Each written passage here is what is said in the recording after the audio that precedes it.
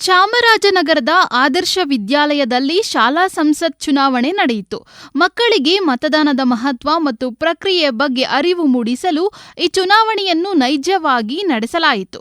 Chamarajanagar uniform ಹಾಕಿ ಕೈಯಲ್ಲಿ ID card ಹಿಡಿದುಕೊಂಡು ಸರತಿ ಸಾಲಿನಲ್ಲಿ ನಿಂತ ಮಕ್ಕಳು ಯಾವುದೋ ಸ್ಪರ್ಧೆಗೆ ಹೊರಟಿಲ್ಲ. ಎಲ್ಲಿ ಪ್ರೈಸ್ ಕೊಡಲಾಗುತ್ತಿಲ್ಲ.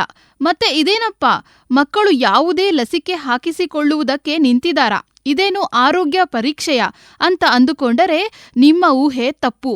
ಮಕ್ಕಳು ತಮ್ಮ ಹಕ್ಕನ್ನು ಚಲಾಯಿಸುವುದಕ್ಕೆ ಸರದಿಯಲ್ಲಿ ನಿಂತಿದ್ದಾರೆ. ನೋಡಲು ಜೋರಾಗಿರುವ, ಚೆನ್ನಾಗಿ ಓದುವ ಹುಡುಗ ಹುಡುಗಿಯರನ್ನು ಶಾಲಾ ಮಂತ್ರಿಯನ್ನಾಗಿ ಮಾಡುವುದು ಹಳೆ ಸ್ಟೈಲ್.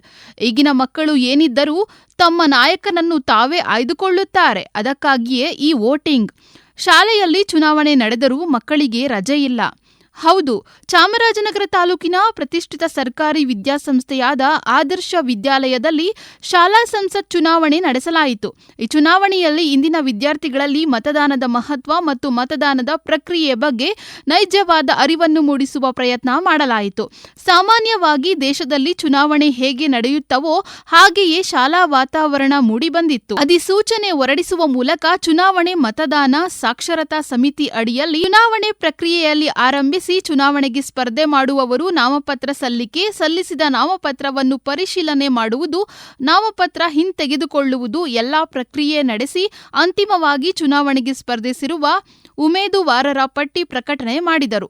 ನಂತರ ಬಹಿರಂಗ ಪ್ರಚಾರಕ್ಕೆ ಅವಕಾಶ.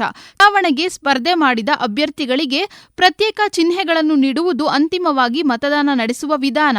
ಹೀಗೆ ಎಲ್ಲವನ್ನೂ ನೈಜವಾಗಿ ನಡೆಸಲಾಯಿತು.